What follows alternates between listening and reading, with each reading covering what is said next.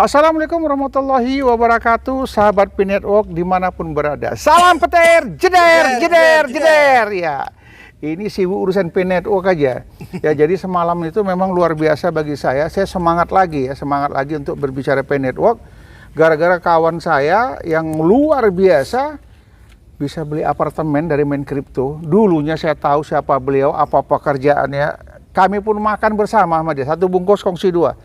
Dapat kabar sekarang ya, Pajero, wah beli apartemen di Podomoro, itu apartemen yang terbaik untuk di Sumatera Utara, Podomoro.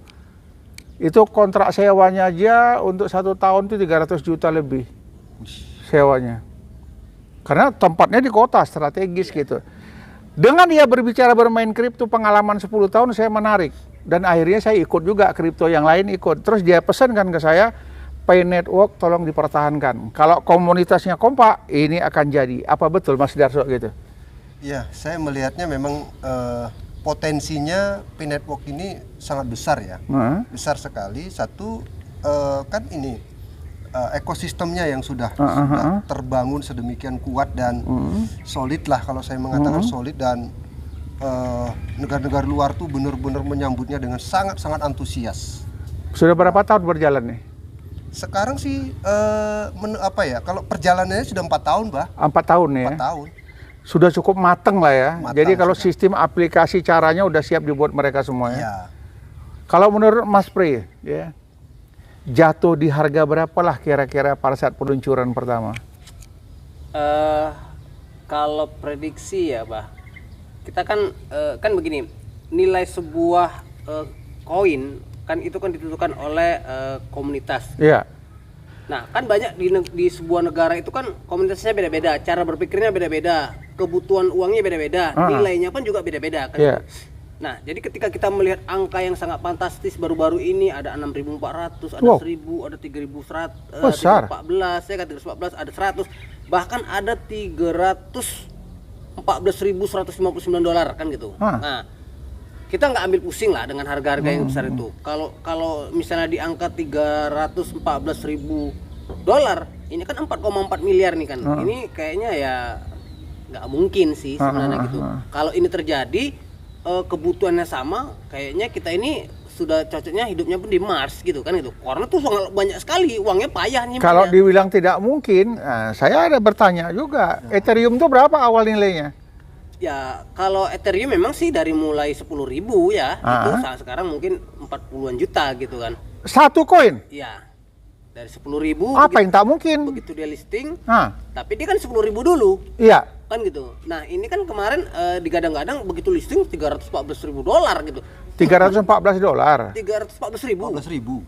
314.000. Nah, berarti kan 4,4 M. Kalau itu terjadi, ya mungkin ini kan ya mungkin kita jantungan juga kan gitu kan. Kita jantungan gitu.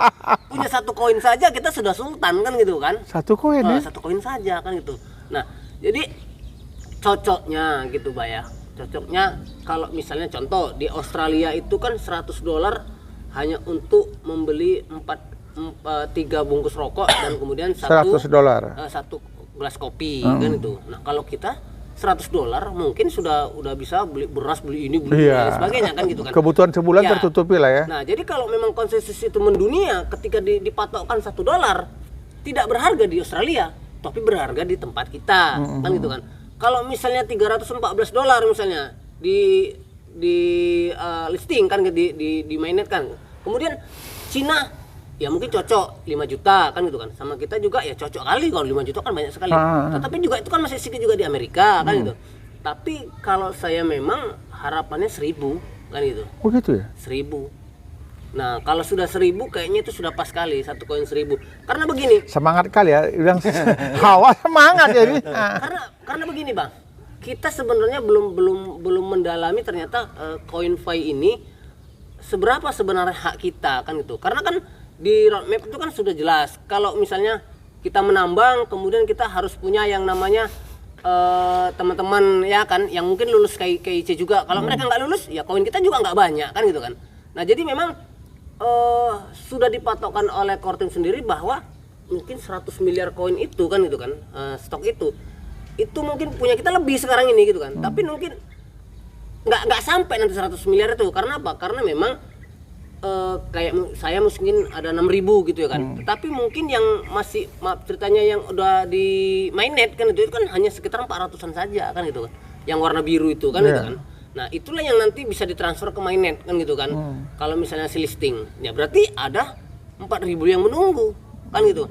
Nah, kalau misalnya seperti BTC kayak dulu misalnya yang sudah menambang nggak aktif gitu kan, ya berarti hak kita mungkin seperti itu kan gitu. Tapi kalau mereka nanti diketok ternyata sadar kalau bisa ternyata Fai ini bisa punya hasil, nah mungkin mereka aktif, ya mungkin kita bisa nambah koinnya lagi seperti itu.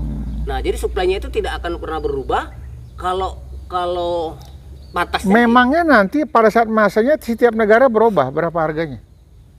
Kalau ini kan gini Bang, kalau koinnya tetap gitu kan, artinya kalau misalnya 1.000, Oke. tapi harga memang akan berubah itu udah pasti gitu. Setiap negara berubah apa sama semua?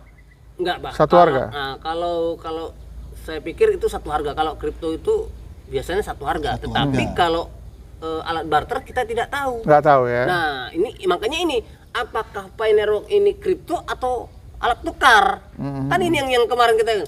Kalau dia alat tukar, dia setiap negara beda. Saya feeling jatuhnya ke alat tukar. Dia berbeda. Jadi misalnya kayak di China misalnya kan, dia pakai yuan misalnya kan gitu.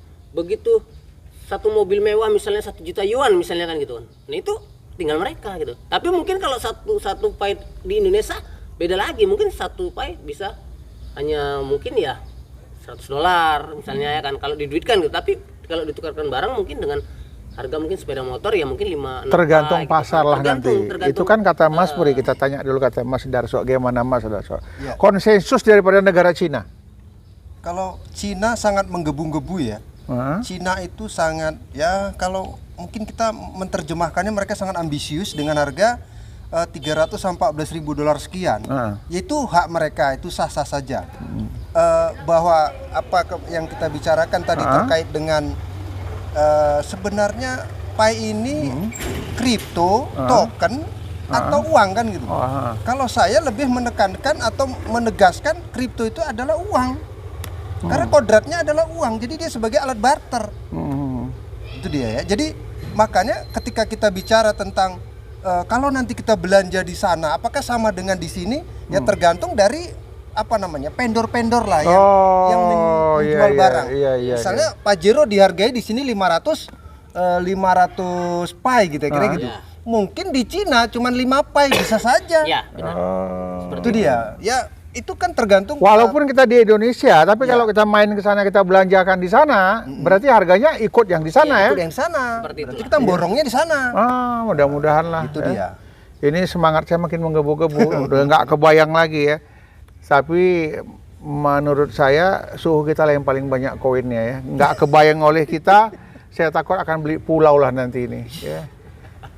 Tapi itu tadi bahwa ya walaupun banyak ya, walaupun nominalnya besar, kalau kemudian yang referral tadi tidak melakukan KYC dan tidak ada yang melakukan KYC kemudian tidak lulus dan sebagainya, itu juga tidak akan pass up koin mereka untuk menambah akumulasi koin kita. Gitu ya. Katakanlah misalnya, oke, saya punya 75.000 koin Pi. Nah sementara yang aktif saja pionir kita, member kita, referral kita yang aktif jumlahnya tidak lebih dari 1/4. Nah kekhawatiran kita adalah jangan-jangan separuhnya tidak KYC. Maka potensinya paling pun koinnya ya separuh aja. Tapi kalau misalnya ya udah 30.000 aja ya syukur alhamdulillah. Kalau benar harganya sesuai dengan konsensus dari Cina, yang 75.000 tadi. Dari 75 30.000 aja lah lagi misalnya. Ya. Itu sudah miliuner ya. Kita ini kayak mana Mas Bri? Nasib kita ini. Ini luar biasa, betul-betul luar biasa ini. Itu gambarannya. Tapi semoga saya doakan semua teman-teman yang menggunakan referral saya kemarin itu semuanya melakukan KYC dan lulus dan sampai jadi validator. Tuh harapan saya dan doa saya supaya bersih nanti semuanya. Yang 75 itu bertahan ya? Yang 75 itu bertahan ya? Yang 75.000 semuanya akan dimigrasikan ke open mainnet di Pi browser kita. Besar pengaruhnya tuh ya referral tuh ya? Ya. Jadi kalau mereka nggak KYC maka tertahan dia. Makanya kita sebagai upline atau sebagai yang mengajak ngingatkan terus supaya teman-teman lakukan KYC kan gitu. Jangan lupa untuk download aplikasi Pi Browser. Itu dia. Baik sahabat Pi Network ya, kita udah dapat kata kunci. Para penambang ini kalau ada di bawahnya referralnya, coba diingatkan terus agar mereka aktif mengklik petir, aktif mengikuti KYC. Jika persyaratan ini sudah mereka penuhi semua, maka poin itu bulat sama kita. Kalau tidak ya 75.000 bisa kepotong-potong, nggak kebayang oleh saya. Saya hanya yang entah berapa ribu ini, tiba-tiba referralnya nggak main, semakin susut dan berkurang. Tapi yakin dengan semangat kita, semangat komunitas, bersabar dan bertahan, kita akan mencapai apa yang kita inginkan. Demikian, salam petir, jeder. Assalamualaikum warahmatullahi wabarakatuh.